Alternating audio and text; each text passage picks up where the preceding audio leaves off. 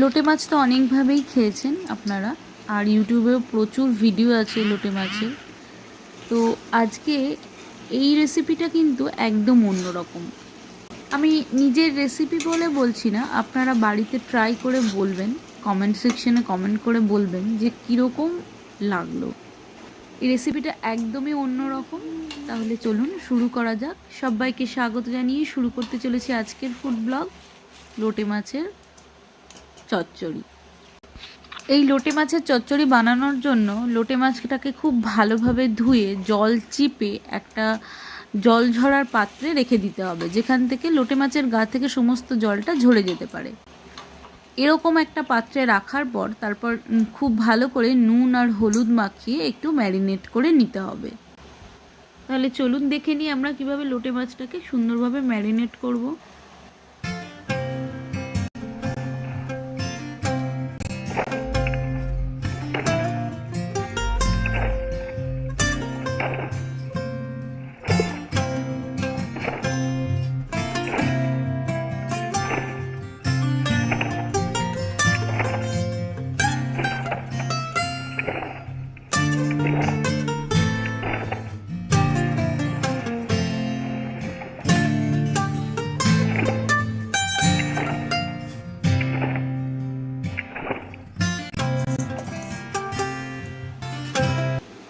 লোটে মাছটাকে ম্যারিনেট করতে রেখে এবার কড়ার মধ্যে দিয়ে দেব পরিমাণ মতো তেল। তেলের পরিমাণটা কিন্তু একবারই ইউজ হবে, আর কিন্তু তেল দেওয়া যাবে না। জন্য একটু পরিমাণটা বুঝে তেলটা দেবেন। তেল যেই গরম হয়ে গেল অমনি ওর মধ্যে দিয়ে দেবো কুচনো পেঁয়াজ। পেঁয়াজগুলো কিন্তু একদম কুচি কুচি করে কেটে নিতে হবে। পেঁয়াজটা দিয়ে একটু নাড়াচাড়া করার পরে কিন্তু দিয়ে দেবো আগে থেকে কুচিয়ে রাখা রসুনটাও। যেহেতু আমি এখানে পেঁয়াজ বা রসুনের পেস্ট ইউজ করছি না, তাই জন্য কিন্তু পেঁয়াজ বা রসুন বা কাঁচা লঙ্কার পরিমাণটা একটু বেশি লাগবে। পেঁয়াজ, রসুন আর কাঁচা লঙ্কাটা একটু সতে করার পরেই কিন্তু দিতে হবে আগে থেকে কুচিয়ে রাখা টমেটোটাও। এবার রসুন, পেঁয়াজ আর কাঁচা লঙ্কাটা একটু ভাজা ভাজা হয়ে এলে টমেটোটা দিয়ে দেওয়ার পরে আরেকটু নাড়াচাড়া করে কিন্তু দিয়ে দেব আগে থেকে জলে ভিজিয়ে রাখা হলুদ আর কাশ্মীরি লঙ্কার গুঁড়ো। আর কিন্তু কিচ্ছু মশলা এর মধ্যে যাবে না।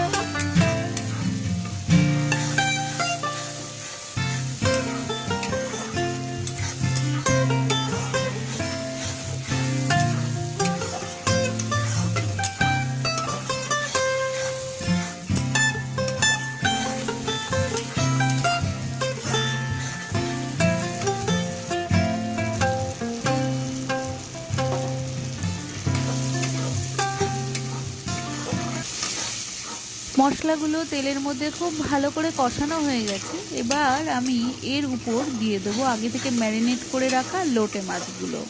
খুব ভালোভাবে সুন্দর করে সাজিয়ে এর মধ্যে দিয়ে দেবো।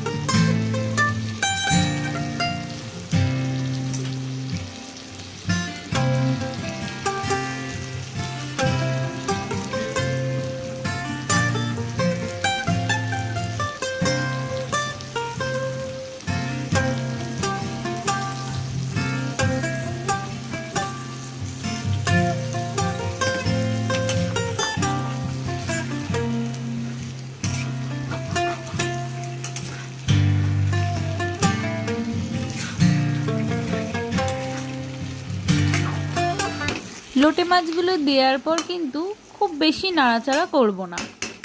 এবার আমি এর মধ্যে উপর থেকে একটা ঢাকনা দিয়ে দেব। কোনো জল কিন্তু আমি এখানে ইউজ করব না। মাত্র 10 মিনিট বাদে লোটে মাছটা একটু খুলে দেখে নিতে হবে। দেখুন গ্রেভিটা যথেষ্ট পরিমাণ হয়ে গেছে। এটা কিন্তু আমি বাইরে থেকে কোনো জল দিইনি, লোটে মাছের জলেই কিন্তু হয়েছে গ্রেভিটা।